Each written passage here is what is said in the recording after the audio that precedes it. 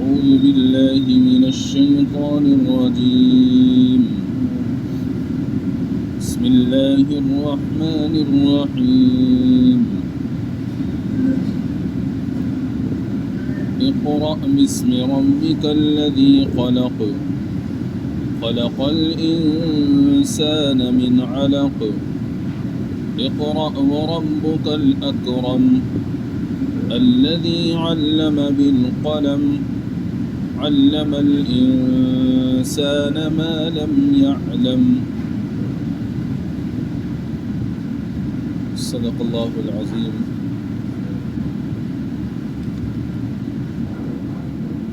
آج جو آیات مبارکہ تلاوت کی گئی ہیں یہ سورہ اقرا یا اس کا دوسرا نام سورہ علق ہے۔ اس کی ابتدائی 5 آیتیں ہیں اور ان آیتوں کے بارے میں حضرات علماء کرام کا متفقہ فیصلہ اور رائے یہ ہے کہ یہ سب سے پہلی قرآن کریم کی آیات مبارکہ ہیں۔ اس اعتبار سے یہ سورہ مبارکہ پہلی صورت ہے اور خاص طور پر اس کی پہلی 5 جو آیتیں ہیں وہ سب سے پہلی آیات مبارکہ ہیں۔ یہ کہہ لیجئے گا وحی کی ابتدا، وحی کی شروعات انہی 5 آیات مبارکہ سے ہوئی ہے۔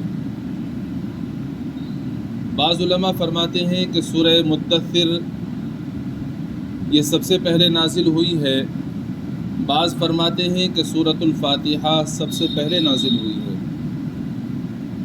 تو جو حضرات یہ کہتے ہیں کہ سورہ مدثر سب سے پہلے نازل ہوئی ہے تو اس کی وجہ یہ ہے کہ جب آپ علیہ الصلاۃ والسلام پر سب سے پہلی وحی نازل ہوئی اقرأ باسم ربک الذی خلق، تو ان آیات کے نزول کے بعد میں کافی عرصے تک وحی کا سلسلہ بند رہا۔ بعض فرماتے ہیں کہ 2.5 سال تک، بعض فرماتے ہیں کہ 3 سال تک وحی کا نزول نہیں ہوا۔ اس کے بعد میں پھر جب وحی نازل ہوئی تو سورہ مدثر نازل ہوئی ہے۔ اس اعتبار سے بعض علماء نے فرما دیا کہ سورہ مدثر سب سے پہلی نازل ہونے والی آیات اور سورت ہے۔ جن حضرات نے کہا کہ سورہ فاتحہ سب سے پہلے نازل ہوئی ہے تو ان کا یہ کہنا ہے وہ اس وجہ سے ہے کہ سورہ فاتحہ سے پہلے قرآن مقدس کی بہت سی آیات تو نازل ہو گئی تھی لیکن مکمل صورت نازل نہیں ہوئی تھی۔ مکمل صورت سب سے پہلے سورۃ الفاتحہ ہی نازل ہوئی ہے، اس لیے انہوں نے کہا کہ سورہ فاتحہ نازل ہونے والی سب سے پہلی صورت ہے۔ تو معلوم یہ ہوا کہ سب سے پہلی آیات جن سے وحی کی ابتدا اور شروعات ہوئی ہے یہی 5 آیات مبارکہ ہیں۔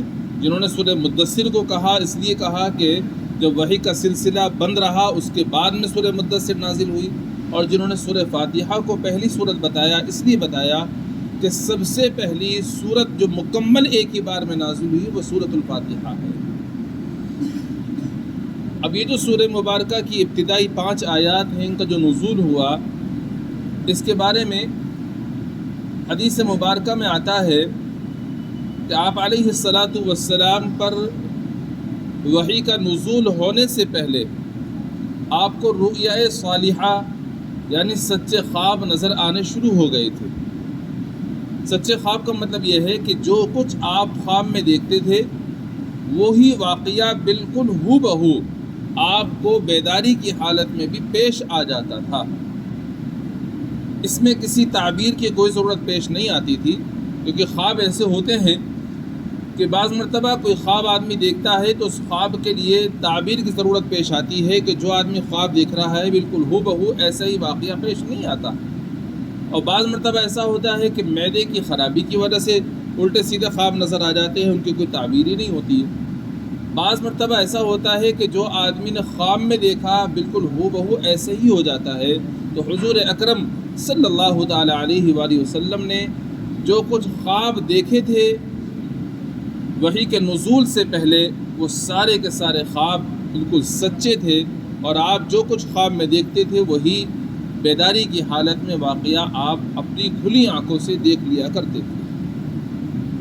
اور اس کو یہ کہا جاتا ہے کہ جو سچے خواب آپ کو دکھائی دے رہے تھے یہ بھی ایک طرح سے وحی کی سلسلے کی ایک کڑی ہے۔ اس کے بعد میں آپ علیہ السلام کے دل میں بہت زیادہ یہ داعیہ پیدا ہوا کہ میں تنہائی میں اکیلے میں اللہ تعالیٰ کی عبادت کروں۔ تو آپ علیہ السلام نے عبادت کے لیے مکہ مکرمہ زادہ اللہ شرف وعظمہ کے اندر ایک پہاڑ ہے جس کو جبل نور کہا جاتا ہے، اس پہاڑ کی چوٹی پر ایک غار ہے جس کو غار حرا کہا جاتا ہے۔ اس غار کا آپ نے انتخاب فرمایا اور آپ وہاں جا کر کے تنہائی میں اکیلے میں اللہ تعالیٰ کی عبادت کیا کرتے۔ کبھی کبھی آپ علیہ السلام ہفتے بھر کے لیے، کبھی اس سے زیادہ کے لیے تشریف لے جاتے تھے، اپنے ساتھ میں توشہ یعنی پانی کھانا وغیرہ کو سامان لے جاتے اور پھر آپ کئی دن وہاں پر عبادت کیا کرتے تھے۔ پھر اس کے بعد جب توشہ ختم ہو جاتا واپس تشریف لے آتے، پھر توشہ لیتے، پھر دوبارہ چلے جاتے تھے۔ تو کافی دن تک یہ سلسلہ اسی طرح سے چلتا رہا۔ جن حضرات کو باری تعالیٰ نے حج کی یا عمرے کی سعادت مرحمت فرمائی ہے، ان حضرات نے غار حرا کی زیارت بھی کی اور انہوں نے دیکھا کہ غار حرا بہت بلندی پر ہے، بہت اونچائی پر ہے، اور مکہ مکرمہ میں ایک قبرستان ہے جس کو جنت المعلا یا بعض جنت المعلا کہتے ہیں۔ اس قبرستان سے تھوڑا آگے جا کر کے یہ جبل نور پہاڑ ہے، اور اس پہاڑی پر کی چوٹی پر جو یہ غار واقع ہے، تو آپ یقین جانیے گا اس غار تک پہنچنا بڑا دشوار کام ہے، بہت مشکل سے آدمی پہنچ پاتا ہے۔ یعنی پانی اپنے ساتھ میں لے کر جائے گا، کچھ اور ساتھ میں لے کر جائے گا، تب درمیان میں رکاتا پانی پیتا پاتا تب اوپر پہنچ پاتا ہے۔ بہت دشوار ہوتا ہے پہنچنا۔ بعض بیچارے تو ہمت ہار کر کے بیچ میں سے ہی واپس لوٹ آتے ہیں۔ اللہ تعالیٰ نے اس ناچیز کو بھی جب سب سے پہلے سن 2011 میں عمرے کی سعادت مرحمت فرمائی تو ہم نے بھی ہمت کی اور ہمت کر کے الحمدللہ اس غار پر پہنچ گئے، اور اللہ تعالیٰ نے اس ناپاک آنکھوں سے اس مقدس مقام کو جس پر سب سے پہلی وحی نازل ہوئی ہے زیارت کرائی ہے، اس کا جتنا شکر ادا کیا جائے کم ہے۔ آج بھی وہ غار اپنی اسی اصلی حالت پر موجود ہے جس حالت پر جب تھی جب آپ پر پہلی وحی نازل ہوئی تھی، کوئی تبدیلی اس میں نہیں آئی ہے۔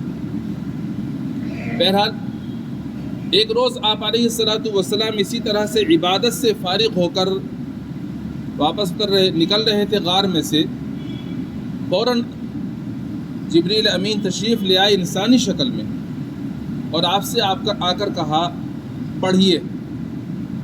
آپ علیہ السلام نے ارشاد فرمایا ما انا بقارئ، میں تو پڑھا ہوا نہیں ہوں۔ آپ نے جو جملہ ارشاد فرمایا میں پڑھا ہوا نہیں ہوں، یہ اس لیے فرمایا کہ آپ کو معلوم نہیں تھا کہ یہ وحی لے کر آئے ہیں یا یہ مجھے نبوت سے سرفراز کیا جا رہا ہے، نہ انہوں نے بتایا تھا اس طرح سے۔ شاید مجھ سے لکھا ہوا پڑھنے کے لیے کہا جا رہا ہے، چونکہ آپ لکھنا پڑھنا تو جانتے نہیں تھے، آپ کو تو اللہ تعالیٰ نے امی بنایا تھا۔ اور بعض علماء یہ بھی فرماتے ہیں کہ حضرت جبریل امین ان آیات کو کسی ریشم کے ٹکڑے پر یا کسی اور چیز پر لکھ کر لائے تھے، وہ آپ کے ہاتھ میں تھا۔ تو جب آپ سے کہا کہ پڑھیے اقرا، تو آپ نے فرمایا میں پڑھا ہوا نہیں ہوں، اس لیے فرمایا کہ مجھ سے جو یہ پڑھنے کے لیے کہہ رہے ہیں، یہ جو لکھا ہوا ہے یہ پڑھنے کے لیے کہہ رہے ہیں، اس لیے آپ نے فرمایا میں پڑھا ہوا نہیں ہوں۔ حضرت جبریل امین نے آپ کو پکڑا اور پکڑ کر کے سینے سے لگا کر بہت زور سے بھینچا، آپ کو چھوڑ دیا۔ پھر آپ سے فرمایا پڑھیے، آپ نے پھر یہ فرمایا میں پڑھا ہوا نہیں ہوں۔ پھر آپ کو اسی طرح سے زور سے بھینچا، آپ فرماتے ہیں کہ اتنی زور سے بھینچا کہ میں تکلیف محسوس کرنے لگا۔ اس طرح سے پھر آپ کو کہا پڑھیے، پھر آپ نے فرمایا پڑھا ہوا نہیں ہوں۔ پھر آپ کو انہوں نے یہ کہا اقرأ بسم ربک الذی خلق خلق الانسان من علق اقرأ وربک الاکرم الذی علم بالقلم علم الانسان ما لم يعلم۔ پھر یہ 5 آیات پڑھ کر انہوں نے سنائی، پھر آپ نے پڑھا ساتھ میں۔ جو انہوں نے بھیجا ہے جبریل امین نے، اس کی وجہ علماء نے لکھی ہے کہ یہ چاہتے تھے جبریل امین کہ آپ علیہ السلام کے اندر صفت ملکیت آ جائے، اور ہوا بھی ایسا، جب آپ کو 2 مرتبہ پکڑ کر بھیچا گیا، زور سے بھیچا گیا، سینے سے لگایا گیا، تو آپ نے پھر ان آیات کو اپنی زبان مبارک سے پڑھ لیا۔ تو معلوم یہ ہوا، علماء فرماتے ہیں، اس سے معلوم ہوتا ہے کہ کوئی اللہ والا نیک آدمی اگر کسی بندے کو اپنے سینے سے لگا کر بھیچ دیتا ہے، سینے سے لگا لیتا ہے، تو اس کے اثرات بھی اس میں منتقل ہو جایا کرتے ہیں۔ یہ کوئی ایسی بات نہیں ہے کہ جو خالی ویسی چلی آ رہی ہے، بس نہیں، اللہ تعالیٰ نے یہ چیز نبی علیہ السلام کے اندر بھی رکھی، اور آپ کے ذریعے سے یہ امت میں آج بھی برقرار اور باقی ہے۔ بہرحال جب یہ آیات نازل ہو گئیں تو آپ غار سے نیچے اترے، گھر جانے کے لیے گھر تشریف لائے۔ آپ کانپ رہے تھے۔ حضرت خدیجہ الکبریٰ رضی اللہ تعالیٰ عنہ نے دیکھا کہ آپ کانپ رہے ہیں، آپ نے فرمایا کہ مجھے کمبل اڑا دو۔ حضرت خدیجہ الکبریٰ رضی اللہ عنہ نے آپ کو کمبل اڑا دیا۔ جب کپ کپی دور ہو گئی اور وہ کیفیت تھی وہ دور ہوئی، تو آپ نے حضرت خدیجہ الکبریٰ کو اپنا غار حرا کا پورا واقعہ سنایا، اور اس واقعہ سنا کر فرمانے لگے، مجھے اس واقعے کی وجہ سے ایسا لگتا ہے کہ میری جان کو خطرہ ہے۔ حضرت خدیجہ الکبریٰ رضی اللہ عنہ نے فرمایا، ہرگز نہیں، آپ صلہ رحمی فرماتے ہیں، آپ جو لوگ بوجھ میں دبے ہوئے ہوتے ہیں آپ ان کا بوجھ ہلکا فرماتے ہیں، آپ یتیموں کی داد رسی فرماتے ہیں، آپ لوگوں کے ساتھ میں اچھا برتاؤ سلوک کرتے ہیں، آپ سچے ہیں، آپ کو کبھی میں نے جھوٹ بولتے ہوئے نہیں دیکھا۔ اس طرح کی تسلی انہوں نے دی، اور یہ کہا ہرگز نہیں، آپ کا پروردگار آپ کو ضائع نہیں کرے گا۔ اب یہاں آپ غور فرمائیے کہ جو کہا جاتا ہے کہ مرد کی کامیابی میں عورت کا ہاتھ ہوتا ہے،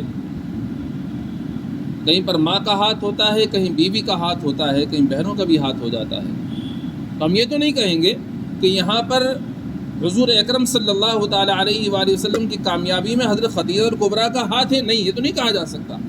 آپ تو کامل اور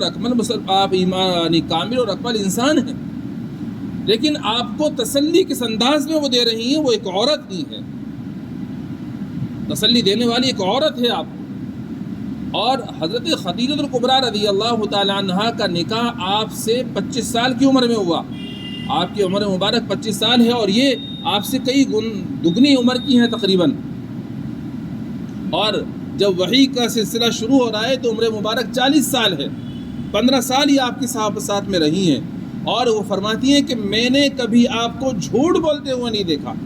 آپ اندازہ لگائیے کہ اس 15 سالہ زندگی کے اندر انہوں نے آپ کو کبھی جھوٹ بولتے ہوئے نہیں دیکھا، صادق اور امین آپ کو پایا۔ وہ آپ کی گواہی دے رہی ہیں، تعریف کر رہی ہیں، تسلی دے رہی ہیں اس پر۔ یہ نہیں کہا کہ آپ بہت زیادہ عبادت کرتے ہیں، یہ نہیں کہا آپ اللہ کا بہت نام لیتے ہیں، یہ نہیں کہا، بلکہ کیا کہا، آپ بہت زیادہ صلہ رحمی کرنے والے۔ معلوم یہ ہوا کہ جس بندے کے اخلاق سب سے زیادہ اچھے ہوتے ہیں وہ بندہ سب سے زیادہ اللہ تعالیٰ کی نعمتوں کو جنت کے اندر پانے والا ہوگا۔ تو ہمیں عبادات سے زیادہ اپنے اخلاق درست کرنے کی ضرورت ہے۔ ہم عبادت پر تو دھیان دیتے ہیں لیکن اخلاق پر ہمارا دھیان نہیں ہے، اخلاق درست کرنے بہت ضروری ہیں۔ بہرحال انہوں نے سمجھایا، اور پھر آپ علیہ السلام کو اپنے چچا زاد بھائی ورقہ بن نوفل ان کے پاس لے گئی۔ یہ ورقہ بن نوفل پہلے مشرک تھے، لیکن پھر انہوں نے شرک اور بت پرستی سے توبہ کر کے نصرانی یعنی عیسائی مذہب اختیار کر لیا تھا، اور اس زمانے کے اندر عیسائی مذہب ہی برحق مذہب تھا۔ یہ ان کے پاس لے گئی، بہت بوڑھے ہو چلے تھے، بڑھاپے کی وجہ سے آنکھوں کی روشنی بھی ختم ہو گئی تھی، نابینا تھی۔ اور خدیجہ الکبریٰ رضی اللہ عنہ جب ان کے پاس لے کر گئیں تو ان سے فرمایا کہ ذرا دیکھو تمہارا بھتیجا کیا کہہ رہا ہے۔ آپ علیہ السلام نے ان سے اپنے غار کا پورا واقعہ سنایا۔ تو سننے کے بعد میں ورقہ بن نوفل فرمانے لگے کہ یہ تو وہی فرشتہ ہے جو موسیٰ کے پاس علیہ السلام کے بعد وحی لے کر آیا کرتا تھا۔ اور یہ فرمایا کاش میں اس وقت تک زندہ رہتا جب آپ نبی بنیں گے تو میں آپ کے اوپر ایمان لے کر آتا، اور یہ بھی کہا کاش میرے اندر اتنی طاقت اور قوت ہوتی جب آپ کی قوم کے لوگ آپ کو اس شہر سے نکالیں گے تو میں آپ کی کچھ مدد کر سکتا۔ تو آپ فوراً فرمانے لگے کیا مجھے میری قوم کے لوگ شہر سے نکالیں گے؟ کیوں نکالیں گے مجھے؟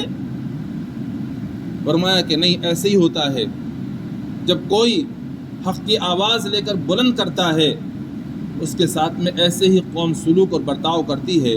پچھلے انبیاء کے ساتھ میں بھی ایسے ہی ہوا اور آپ کے ساتھ میں بھی ایسے ہی ہوگا۔ لیکن اس کے بعد میں چند دنوں کے بعد میں ہی ورقہ بن نوفل کا انتقال ہو گیا۔ آپ علیہ الصلاۃ والسلام نے ان کو خواب میں دیکھا، تو آپ نے جو ان کی خواب میں کیفیت دیکھی تو ہم خدیجہ الکبریٰ رضی اللہ عنہا سے آپ نے فرمایا مجھے امید ہے کہ وہ انشاءاللہ جنتی لوگوں میں سے ہیں، کیونکہ میں نے جس لباس میں ان کو دیکھا وہ لباس جنتیوں کا ہے، وہ جہنمیوں کا نہیں ہے۔ بہرحال یہ تصدیق کرنے والے جو سب سے پہلے لوگ ہیں ان میں ورقہ بن نوفل کا نام بھی آتا ہے کہ انہوں نے تصدیق تو کر دی آپ کے نبی ہونے کی، لیکن اس کے بعد میں انتقال فرما گئے۔ بہرحال علماء نے یہ واقعہ ان آیات مبارکہ کے نزول کی ابتدا کے ضمن میں لکھا ہے کہ اس طرح سے آپ علیہ الصلاۃ والسلام پر سب سے پہلی وحی جو نازل ہوئی، جو واقعہ پیش آیا وہ اس طرح کا ہے۔ فرمایا اقرأ بسم ربک الذی خلق، پڑھو اپنے پروردگار کا نام لے کر جس نے سب کچھ پیدا کیا۔ خلق الانسان من علق، اس نے انسان کو جمے ہوئے خون سے پیدا کیا ہے۔ اقرأ وربک الاکرم، پڑھو اور تمہارا پروردگار سب سے زیادہ کرم والا ہے۔ الذی علم بالقلم، اس نے قلم سے تعلیم دی۔ علم الانسان ما لم يعلم، انسان کو اس بات کی تعلیم دی جو وہ نہیں جانتا تھا۔ تو یہ میں نے شان نزول اور اس سے متعلق جو باتیں تھیں وہ عرض کر دی، باقی آیات کی تفسیر انشاءاللہ آئندہ عرض کروں گا۔